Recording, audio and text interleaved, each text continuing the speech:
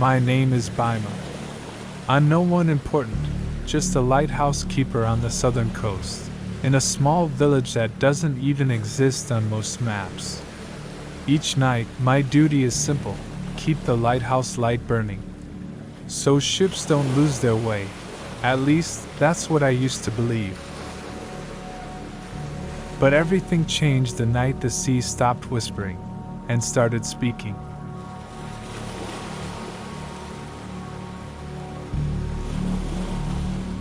It began with a dream.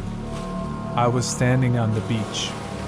The waves were calm, the moon full and glowing, and there she was, a woman in a flowing green robe, floating just above the water.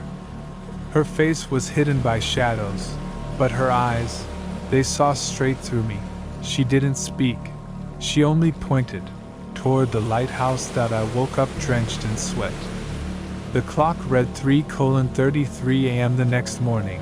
I noticed something strange. The wooden floor of the lighthouse was wet, as if someone had walked in, dragging the ocean with them. But the door had been locked from the inside. I tried brushing it off.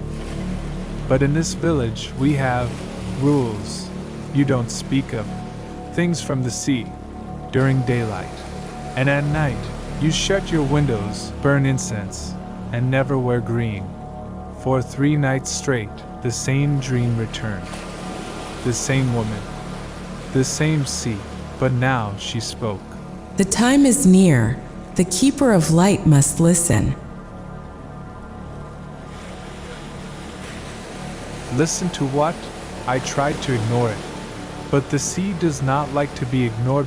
One evening, I climbed to the top of the lighthouse as usual. But the light wouldn't turn on. Not because of a faulty bulb, no.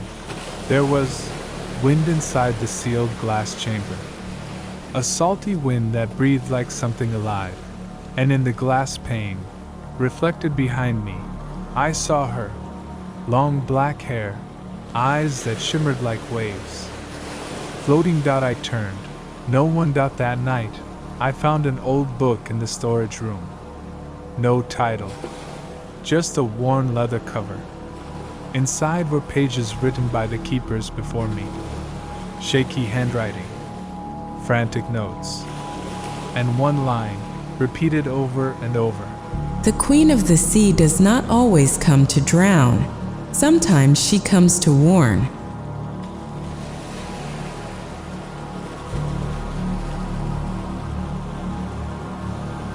Since then, I began keeping my own journal, noting the voices beneath the floorboards, the sound of footsteps walking up the tower, and on Friday Kliwon, the most sacred, most feared night, the lighthouse light turned on by itself. I hadn't touched a thing.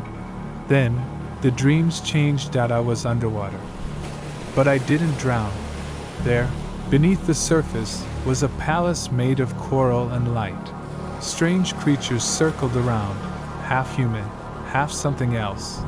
And at the center of it all, she sat Nyi Roro Kidul, the queen of the southern sea.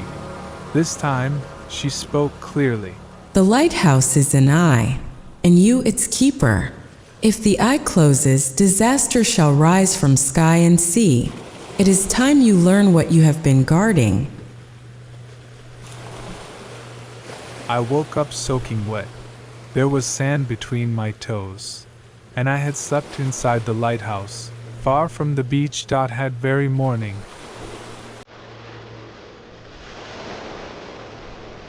I decided to go down to the old basement, locked for as long as I'd worked here. The key was hidden behind the portrait of the first lighthouse keeper. Down below, I found a chamber made of old stone and coral. And there, covered in dust, stood something ancient, a massive mirror shaped like an eye. Etched around it were symbols of the ocean, the sun, and a woman with long hair. Beneath it, an inscription read, "As long as this light remains, the barrier between worlds shall hold." Then I understood. The lighthouse wasn't just built to guide ships. It was built to guard the boundary between our world and hers. From that moment on, I started seeing more than dreams. I began to sense things. I knew when storms were coming. Before the sky turned dark. I saw missing boats in my mind before anyone even knew they were gone. And each time I doubted, she came again. Nyi Roro Kidul, not as a monster, not as a temptress, but as a guardian, a protector of balance. And sometimes, to keep the balance, she needs someone on this side. A voice. I was chosen, not to worship, not to serve, but to watch, and to warn.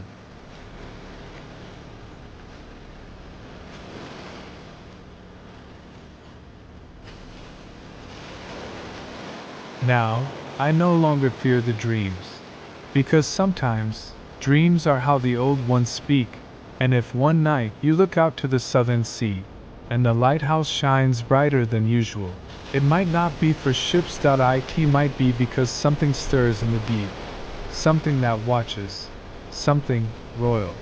And maybe, just maybe, the Queen is passing through.